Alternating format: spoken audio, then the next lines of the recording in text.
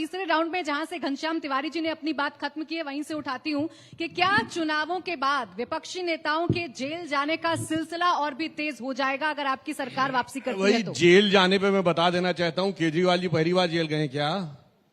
ये 2012 में भी अन्ना के साथ जेल गए थे, कांग्रेस ने जेल में डाला था। और अब सुनिए, 2011 ये विपक्षी नेता हमारे ऊपर कह रहे हैं, सुनिए 2013 में ये केस हुआ था राहुल जी और सोनिया जी पे, जिसके कारण वो मुचलके के ऊपर हैं। अक्टूबर 2013 हमारी सरकार नहीं थी, कोर्ट ने किया था।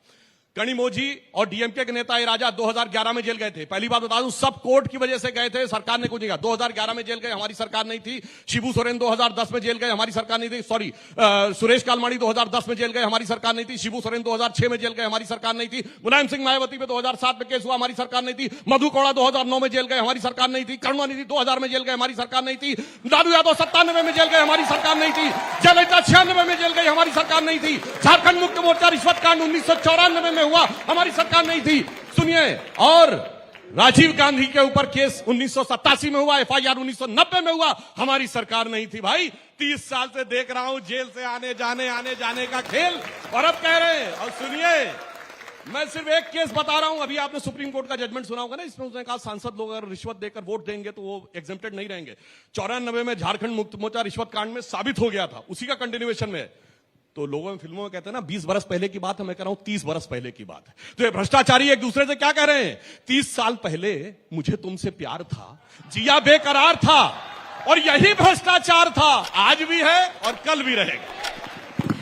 देखिए, और सुनिए, और मैं एक और बात कह दूं, अभी थोड़ा टाइम बचा है, तो मैं सिर्फ ये बताना चाहता हूं, मैंने सिर्फ इसलिए इतना बताया कि आज जो कुछ भ्रष्टाचार है ये इनकी परंपरा है, फितरत है, और कभी कभी आदमी वक्त के साथ कैसे बदल जाता है कि तब अन्ना गुरु थे, आज लालू गुरु हैं।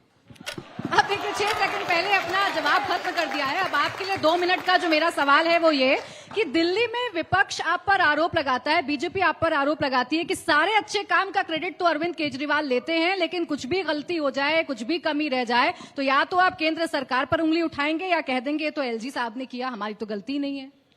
देखिए, सबसे पहले तो मैं ये कह दूं, सुधांशु जी, इतने लोगों वाटर स्कैम पे आप लोग बुकलेट बांटा करते थे, ईडी का केस हुआ, सीबीआई का केस हुआ, हेमंत बिस्व शर्मा भारतीय जनता पार्टी में आ गए। भारतीय जनता पार्टी ने सबसे बड़े भ्रष्टाचारी को आसाम का मुख्यमंत्री बना दिया।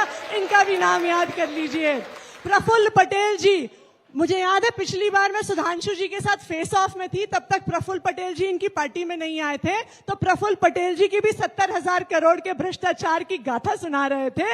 प्रफुल्ल पटेल का 70,000 करोड़ का एयर इंडिया एविएशन स्कैम होता है, भारतीय जनता पार्टी में आ जाते हैं, सीबीआई क्लोजर रिपोर्ट फाइल कर देती है। यह है इनका दूसरा भ्रष्टाचारी।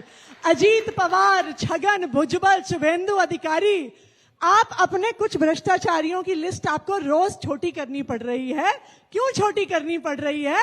क्योंकि सारे भ्रष्टाचारियों को तो ये भारतीय जनता पार्टी में लेके आ गए हैं, तो किस पे आरोप लगाएंगे कि कौन भ्रष्टाचारी है, कौन जेल जा रहा है? क्योंकि सारे भ्रष्टाचारी भारतीय जनता पार्टी में आ रहे हैं। भारतीय जनता पार्टी की एक ही स्ट्रैटेजी है कि आप सीबीआई और ईडी का केस करो, अगर कोई दब जाए, कोई डर जाए, भारतीय जनता पार्टी में आ जाए तो सीबीआई और ईडी क्लोजर रिपोर्ट फाइल कर देती है। आप इनके खिलाफ खड़े रहो, बोलते रहो, तो अरविंद केजरीवाल, मनीष सिसोदिया, संजय सिंह, सत्येंद्र जैन की तरह तिहाड़ जेल में रहोगे। क्यों? क्योंकि हम दबते नहीं हैं, हम झुकते नहीं हैं, हम टूटते नहीं हैं, हम भारतीय जनता पार्टी में आते नहीं हैं। आम आदमी पार्टी के सारे नेताओं को जेल में डाल दीजिए, फिर भी हमारा एक एक नेता, एक एक कार्यकर्ता आपके खिलाफ लड़ता रहेगा, इस देश के संविधान के लिए लड़ता रहेगा, इस देश में युवाओं के लिए रोजगार के लिए लड़ता रहेगा, महंगाई के खिलाफ लड़ता रहेगा।